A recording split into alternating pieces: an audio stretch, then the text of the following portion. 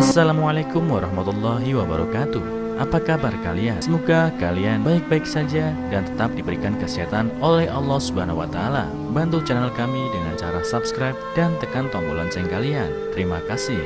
Semoga kisah ini bermanfaat.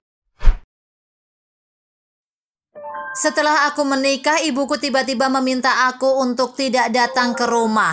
Aku merasa ada yang tidak beres. Saat aku pulang dan membuka pintu, aku membeku. Aku anak kedua di rumah dan aku memiliki seorang kakak laki-laki. Ayahku meninggalkan kami dan menikah lagi dengan seorang wanita lain. Jadi ibuku membesarkan kami berdua sendirian.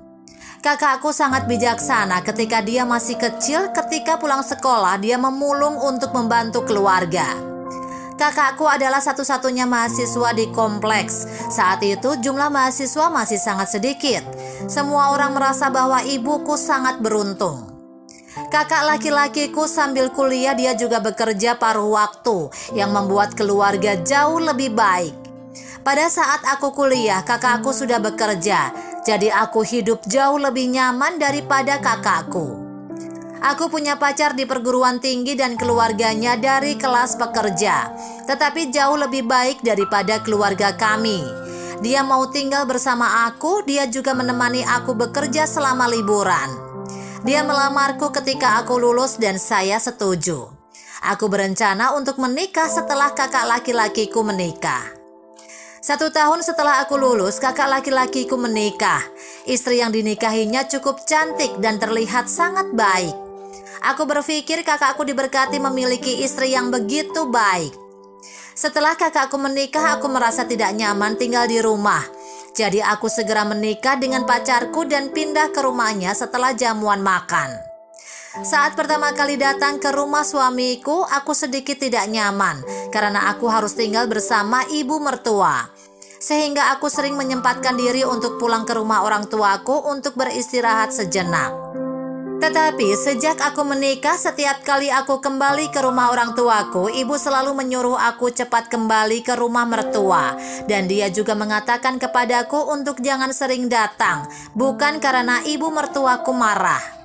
Dan aku tidak pernah melihat kakak dan iparku setiap kali aku pulang di siang hari, yang membuat aku merasa sedikit aneh. Aku menceritakan keraguan-raguanku kepada suamiku, dan suamiku mengatakan bahwa aku terlalu berlebihan.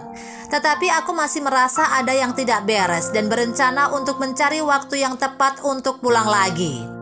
Jadi libur dan pulang ke rumah orang tuaku, berpikir bahwa kakakku dan istrinya pasti ada di rumah pada akhir pekan.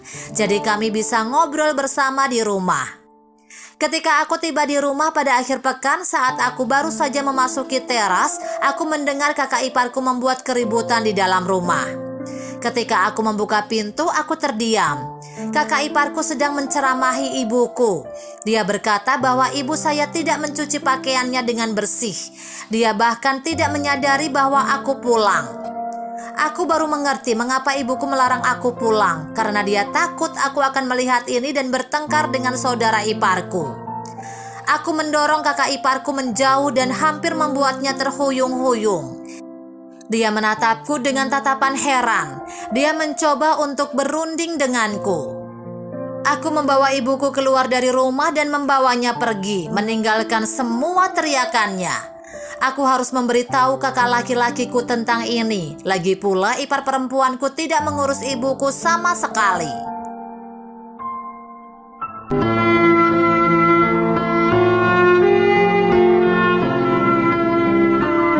Assalamualaikum warahmatullahi wabarakatuh. Apa kabar kalian? Semoga kalian baik-baik saja dan tetap diberikan kesehatan oleh Allah Subhanahu wa Ta'ala. Bantu channel kami dengan cara subscribe dan tekan tombol lonceng kalian. Terima kasih. Semoga kisah ini bermanfaat.